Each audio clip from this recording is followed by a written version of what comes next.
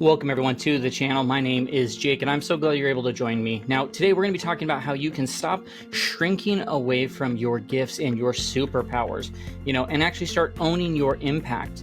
Now that's something that happens a lot as people start to shrink away or they feel like they're going to be found out. That feeling like, it's something that a lot of us carry with us, but it rarely gets talked about out loud. And it wasn't until the first time I was in like a large group forum, at an event where this topic came up and everyone who raised their hand saying that they experienced the same thing that I did, I was shocked. I was like, the whole room was experiencing the same thing as me. That sneaky feeling that maybe, I don't know, you're one misstep away from being found out, or like maybe you've gotten where you are by accident, or like, any minute now someone's going to realize that you're not actually as qualified or as capable as maybe they thought you were. Yeah, that feeling, like, that you have when you're in that room and you're like, man, I don't belong here. This is not my, like, what am I doing? And if they find out who I am, it's going to throw me off. Like that's called imposter syndrome. And it isn't just some buzzword. It's that quiet, like, undercurrent running through our lives of some of the most, like, it impacts some of the most capable and talented people that I know, including, like, if we're being honest, probably you.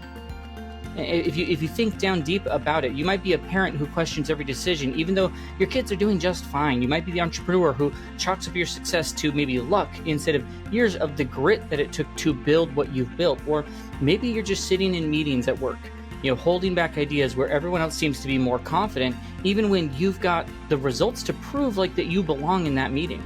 Like, I get it. Like, I lived it. I was there.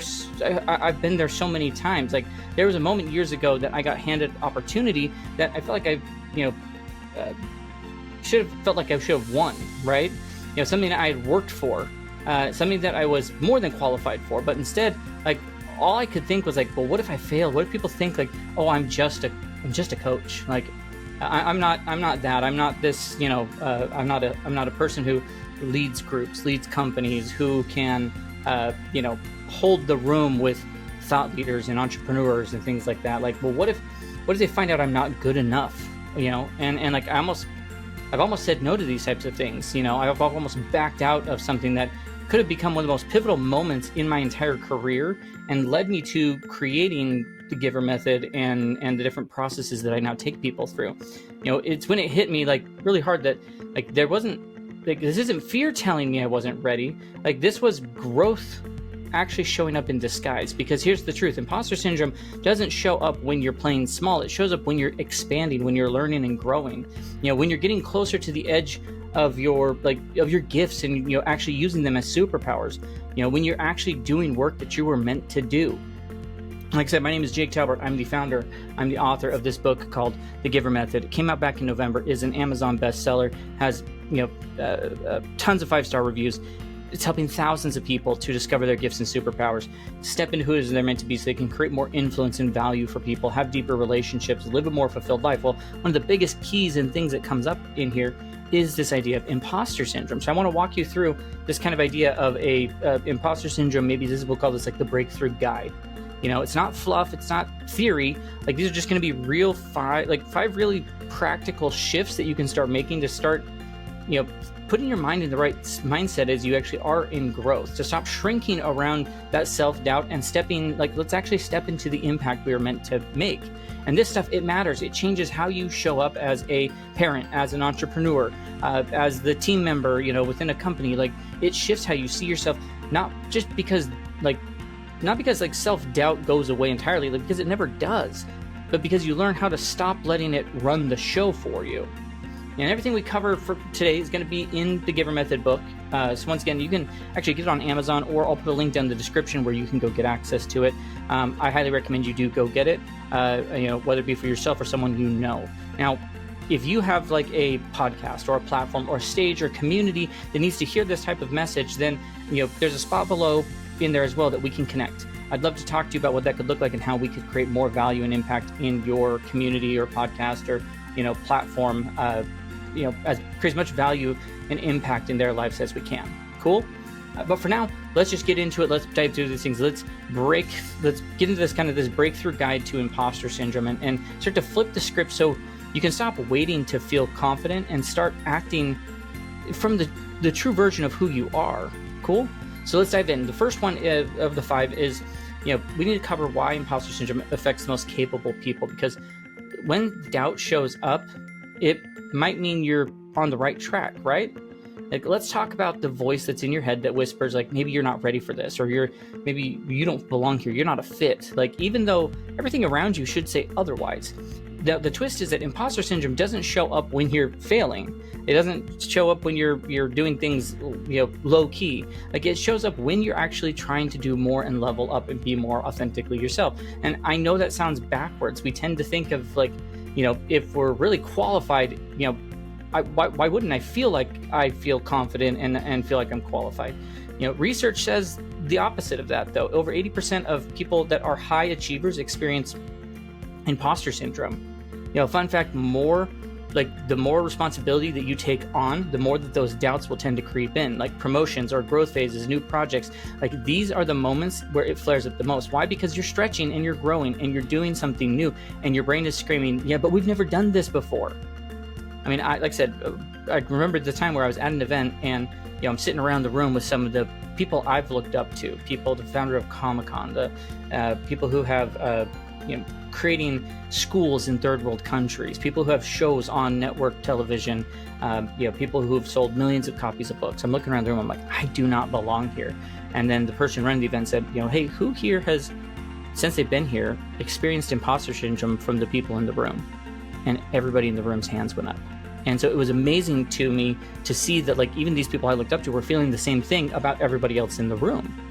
You're not, comparing yourself, like, to being average. Like, you're not measuring yourself against some idealized version of who you think you should be. Like, there's a version, like, that's out there, and usually that version of you is just barely out of reach, and you're heading towards it, and you need to just embrace that as a part of that. Like, I see this all the time with parents who are questioning every decision, even though their kids are doing really well. The entrepreneur second guess their instincts, even though that's what got them to where they were in business. Or the employee who downplays all the wins or stays quiet in meetings, waiting to feel maybe more ready to contribute day to day. But here's what I want you to hear today: the voice of, like, that doubt, that self-doubt in there, it's not a red flag. It's actually, sometimes it's the mile marker that you've been looking for. It's showing up because you're doing something that matters, and you're getting closer to utilizing and doing more than you're capable of. And that's exactly where growth starts to live. So instead of thinking, like, I feel like a fraud, I don't belong here, whatever that may be, like, try, like, hey, I feel like an imposter because, like, hey, I'm doing something brave. I'm stepping out into my own. Like, as you just start to call it out for what it is and reframe it in that way, it changes everything. It changed for me, and it might be just the permission that you need to stop waiting for the doubt to go away and start moving forward anyway. Because if you don't feel, you don't need to feel this confidence to do something impactful. You just need to show up consistently with the skills that you've earned and the gifts that you're still working on discovering and trying to create to be superpowers. Now, the second section or idea that we want to focus on is there's this hidden connection between your gifts and your doubts, like, and this gift-doubt link. Why you doubt, what you're great at. There's this connection there. So let's talk about, it's one of the sneakiest things imposter syndrome does. It makes you question the exact things that you are the best at. And I know it might sound wild to you, but hear it out with me. Like, as I was working on the book, doing a bunch of research, like, there's a bunch of stuff out there that shows that most people experience their strongest imposter feelings not when they're doing something totally new, but when they're using natural strengths that they already have in them. And so, like, think about that. Break that down a little bit. You doubt the things that come easy to you, the stuff that you're great at, the thing that people thank you for, the moments that, where you're in the zone and in the flow. That's often where the self-doubt is going to start showing up the loudest. And why? Well, there's really two reasons. The first one is, like, there's the ease trap. When something feels effortless, you assume that it might not be valuable. If it's easy for me, it must be easy for everyone. Like, hey, guess what? Bit of a spoiler alert here. It's not. Just because your brain's wired a certain way doesn't mean everyone else's is. And the second thing is, it matters to you.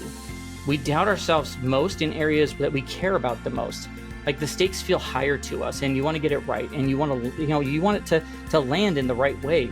And because it matters, you fear, like, the fear of messing up gets louder and louder. And so how that plays out is, you're the parent with great instincts, but you're still second guessing your decisions. You're the entrepreneur with the ideas, that actually move people, but you keep waiting for someone to call you out, or you're the employee who sees solutions clearly, but you're sitting quietly. It's probably obvious to everyone else. Like, have you ever been there? Have you ever felt that? Like, for me, I've been there. It spoke so loudly to me. And I used to prepare like crazy because deep down, like, I thought someone in the audience, I thought someone I was going to run into, someone at the event, whatever it may be, is going to realize that I didn't belong there. But, over and over, people would say, like, man, you explained this in a way I've never understood. You break it down so easy. And I just brush it off like, oh, that's just, it's just how I think, right?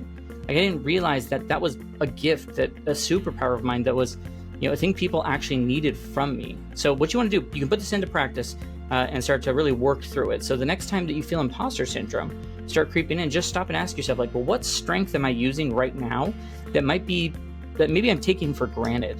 The doubt isn't proof that you're off track. It's just a sign that you're right where you're meant to be, doing something you're good at, and you just need to keep pressing forward so that you can keep developing it. Now, the third one is like this. There's evidence collection that you need to do. It's an exercise that you document your impact. Like, what's your proof file? How you shut down the self-doubt, with real evaluation. Because, one of the most overlooked, underused tools for silencing imposter syndrome is collecting the real receipts. Creating this proof file, because when your brain starts to spin out of the usual function, like, oh, you're not good enough, you're whatever, like whatever story it's telling you, then you need something that reminds you of what's actually true. So here's the deal. Your brain is wired to remember negative stuff way more than positive. And so the moment you froze during the presentation, like, you replay that loop for a week. The 5 compliments that you got after, like, could be gone before dinner. And that's not a flaw. That's just how we are as humans. But it also means that you've got to be intentional about remembering those truths and those things that came to you. So number one, like, you need to enter evidence, have this evidence collection, and use it as like an exercise. You're not bragging. It's about creating balance. You've got to, have a distorted internal algorithm that can offset how you're feeling with true data. So what you want to do, create that proof file. First thing is, like, pick your method. Is it a Google Doc? Is it a note on your phone? Is it a physical journal? Whatever. Make it easy to access, so as soon as imposter syndrome is hitting, you can pull it out. Step 2 is gather the proof. Like, think of the emails where people are saying, thank you for helping me, screenshots of positive feedback, the moments where you solved a hard problem, you made the tough call, you kept it all together when everything else was in chaos, you helped calm people, like, whatever it is. Be super specific, not like, I helped on the project. It's like, no, I caught the design flaw that saved us 4 weeks of work that we would have had to do had it not been caught. Like, be as specific as humanly possible. That kind of detail, like, your self-doubt can't argue with that.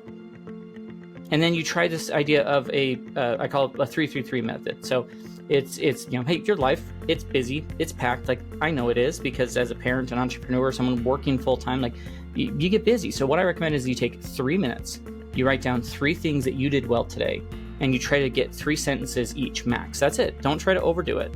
Like, you just simply work through that. Like, if you're a parent, your proof might be, the calm conversation you had instead of snapping, or the kid went to bed smiling, or the teacher who said, like, whatever you're doing, it's working. Now, if you're running a business, it's that client who maybe renewed, the testimonial that came through, the problem solved without any sort of drama. And maybe if you're in that 9-to-5 job, like, it's the project you led, the idea you pitched, the Slack message that people said, like, hey, thanks for what you did, that really helped. Now, the thing is every small win counts, especially when they stack up. So it doesn't have to be a big thing to be a part of this breakthrough. Just keep the running list of all the quiet moments of competence that you usually forget, and then before a big meeting, a tough decision, a moment where, you feel like you might be shrinking back, like, open your proof file, skim through it, remind yourself of who you are. This isn't about ego. It's just about being honest about where you are and where you've been, and combating those things that are happening within your brain. You're not making things up. You're collecting real evidence of what you already bring to the table. Don't overthink it. Don't judge yourself. Just put down what the things are, because imposter syndrome loves the shadows. But truth, like, the truth loves the light. And so you can use that to really move yourself forward into a right mind frame. Now, we're about halfway through this thing. So I'd love to know, what are you taking away from this so far? Is there anything that stood out to you so far? Feel free to leave a comment, like the video, share, any of that type of stuff, as we go through this sort of thing. So we got 2 more to go. Here we go. Number 4. There's reframing techniques for your, like, self-doubt moments that happen. Like, so this is how you talk back to the inner critic without letting it completely hijack you or mess with you. Because if we're honest, like, even when like you've got a growing list of wins in your profile, the imposter syndrome thoughts don't just disappear. They're going to always be there no matter what. You land a big client, you get asked to lead a project, the kid actually says something kind in public, and still it's like, well, voice pipes up like, yeah, but do you really know what I'm doing here? Like, what is actually happening? Or was this a happenstance? Or was that because we did something specific? Like, if that sounds familiar, then yeah, I mean, I've been there too, I get it. So let's get this straight right now. The goal isn't to get rid of imposter syndrome forever, because it's not going to go away. Those thoughts don't go away. You are human. They're going to keep showing up. The real work is learning how to respond to them so that you don't let them run the show. And so that's where this reframing idea comes in.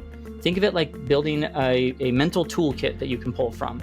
The way to pause, step back, and change the story your brain is selling you in that moment.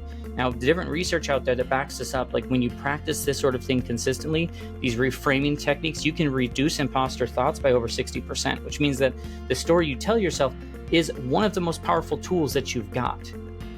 So here's how, here's how you can reframe things, in ways that it works. Like, the first thing is, like, feelings are not facts.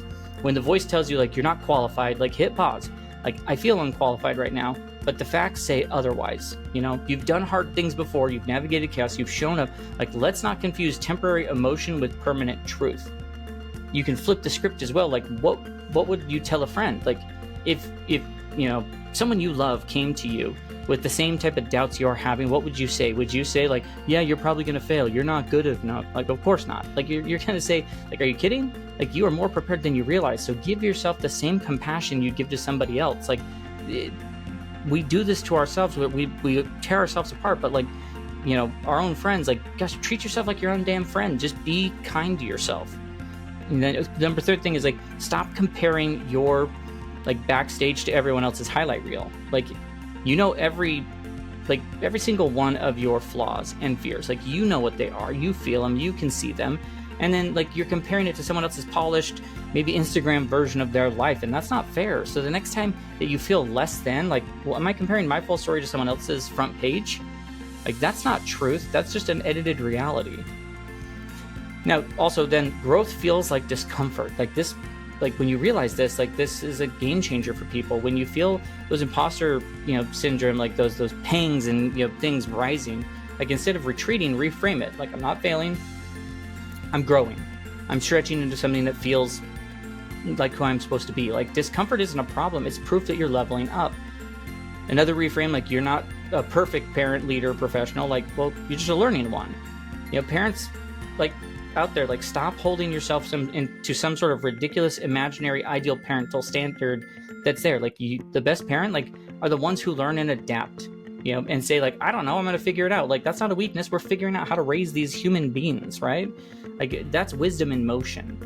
Reframing things for, like, entrepreneurs and business people who are builders and such. Like, try this one. Like, it's, this isn't a test of my worth. It's just, like, the next iteration of who I am. Business isn't about getting things perfect. It's about building, testing, learning, adjusting. You're gonna fail, but growth happens in that place, not just failure. For an employee who feels overlooked, like, you've got the knowledge, skills that it took years to develop. So just because you feel, it feels easy now, doesn't mean that you're not valuable. Like, you can say this to yourself, like, what I know now would have blown my mind 5 years ago. That's not luck, that's growth. Like, don't ignore it. And then build your own, like, what's that doubt emergency kit? I tell people all the time, don't wait until you're spiraling, like, prep ahead. Write down what are the 3 reframes that speak to you. Put them on your phone, put them in your journal. Heck, tape it to your desk, whatever it is. Like, so when the inner critic comes calling before a meeting or a launch or that parenting moment, and you want to scream, you've got to come back ready to, attack that voice in your head. Now, the real shift, like, once you practice this regularly and you reframe things, like, it doesn't feel forced. It actually becomes your new normal, and you'll still hear the imposter voice show up, but you don't let it hijack the moment anymore. You just say, like, there he is again. I get it. I see you, and I'm stepping into something that matters. And then you get back to doing the thing that you were doing. Now that's going to lead us to the 5th and final one, which is, like, how sharing your gifts, your superpowers, will diminish the imposter feelings. Like, sharing your gifts is the fastest way to shrink imposter syndrome in any sort of a way. Now, one of the biggest lies imposter syndrome is going to whisper is, like, you're not ready to share this yet. You're not ready to get out there.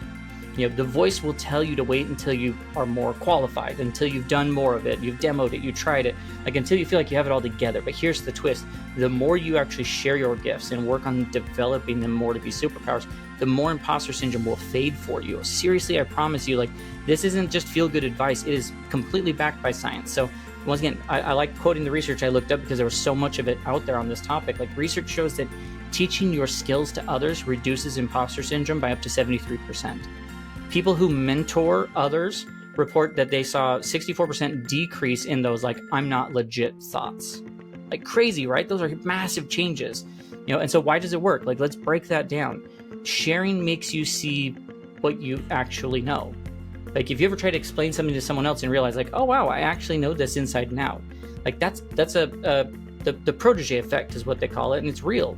Like, when you teach or guide someone else, it forces you to organize your thoughts, to clarify your process, to connect the dots, and suddenly what felt fuzzy in your head becomes proof that you actually know what you're talking about. You don't need a TED Talk, of course. Like, you don't have to do that. You just need to help one person. You can get, number two, you can get real-time feedback, that you're making a difference. So it's hard to keep saying like, I'm not good at this, when literally someone is thanking you for the help. That, the shift in mindset, the helping them get unstuck. Like, that moment someone says like, that helped me so much, like, that's going to hit totally different. Sharing moves your like self-worth from a theory to evidence, and evidence wins over emotion every single time. The truth is the light. That's what we're looking for. Now, the more that you show up, the more you will believe that you belong. So this principle is in psychology. It's the self-perception theory. Basically, we shape our identity by watching our own behavior. And when you consistently show up as someone who helps, contributes, teaches, and or mentors, your brain starts saying like, oh, maybe I am someone who knows what I'm doing. Like, you don't fake it till you make it. Like, you share it until you believe it. So there's all sorts of ways that can show up. I worked with someone a while back who ran a thriving business and was booked out, had tons of loyal clients and glowing reviews, and they still felt like they were faking it, like classic imposter syndrome. And I challenged them to a simple, informal, like let's do a workshop for new people in your space. And they were nervous as hell, I can tell you that. Like what if I don't know what to say? Like, what if I mess up? Like, all the phrases that you would expect someone to say in that. After a couple sessions, like, something shifts. Like, they all loved it. Like, they took the advice. The people that were learning, they took the advice. They all got results. They thanked them for it, like, for breaking down things in ways that they could actually understand. Like, and something I'll never forget, like, that they said, like, I can't unsee it now. Like, I am good at this. And, like, that's that power of contribution. It rewrites the narrative in real time. So how you start without any sort of a panic, and how you start doing this without overloading yourself. Like, don't worry, you don't need to start with a stage or a podcast or a LinkedIn post that goes viral. Just start small. Do your I call it stealth sharing. Just help somebody quietly, casually, give advice to a coworker, answer a question in a group chat, share something that worked for you with another parent, like offer insight to a peer who might feel stuck. That's it. No announcement, no pressure, and then pay attention to what happens next. Not their response, but like how you feel after. And once that, starts feeling a little more natural, now I can level it up. Now I can maybe write a short article. Maybe I could do a team huddle. Maybe I join a panel. Maybe I mentor someone who's just starting out. Like, each time you show up with your gifts, you reinforce your identity as someone who has something valuable because you do. For parents, entrepreneurs, like, if you're a parent, like, share your parenting tips with someone, like a friend who's struggling. You're probably doing better than you think. Entrepreneurs, like, hop on business group, and offer help for something that you've already figured out. Like, that's leadership in action. And if you're an employee, like, maybe create a reference doc or a process that you've mastered, not just to be helpful, but like, that, it positions you as a go-to person for that. Like this is your new truth. Contribution crushes self-doubt. Imposter syndrome thrives in silence, hiding in overthinking. It loses power every time you speak, you teach, you give, you guide, you serve. And no, it doesn't disappear overnight. It won't go away forever. It still pops up now and then, especially when you're doing something new and bold. But when it does, you have this real lived evidence to push back with. You can't tell me I don't belong anymore because I help these people. You can't tell me I'm not ready because I've already shown up. You can't tell me I don't matter because I've already made a difference, and here's the differences I've made today. You don't need to wait till you feel ready. You're already ready enough. So don't let the imposter voice rob you, rob the world of the contribution you could make. Start sharing what you know, because someone out there needs it, and chances are they're waiting for someone like you to actually just open up and share about it. Now, as we start to wrap this all up, if there's one thing I want you to take away from this today, like, think about imposter syndrome doesn't show up because you're not good, like because you're not there, because you're not ready, you don't belong. Like, it shows up because you are, and you're meant to be there. It shows up because you're growing, you're stretching, and when you're doing something that matters to you, that voice of doubt doesn't mean you're in the wrong place. It usually means you're exactly where you're supposed to be. And we walk through all these different principles, and powerful shifts that you could do. They're not just ideas, but real tools that you can start using to stop that, stop shrinking back from using your gifts and superpowers, and start showing up with more clarity and confidence. So your next move is to start with just one thing. Pick one of the things. Write down those 3 wins that you've had as proof of impact, or reframe the next imposter thought that comes, or help somebody with something that you already know. And that's it. No spotlight, no pressure. Just share something that worked for you and watch what happens. You'll start noticing these little shifts that you pause before you dismiss a win. The moment where you speak up, even if you're nervous, the second that you catch yourself, actually owning the impact that you have. That's how it begins. Now, it's not about feeling not that you're never going to feel that again, the self-doubt, the imposter syndrome, but it's about learning how to stop it from taking over and running your show. It's about stepping out from under the pressure to prove yourself, and actually stepping into the power of being yourself and being more authentically you, because you've got these gifts and superpowers, real unique ones, and the more you show up with them, even if it feels wobbly, the more you start to believe the truth. You are not an imposter in any way. You're a real human doing brave things in real time, and you're the only person who has the combination of gifts, skills, superpowers, and experiences that you do in the world. And so you got unique things to offer to every person you come in contact with if you just start to do that.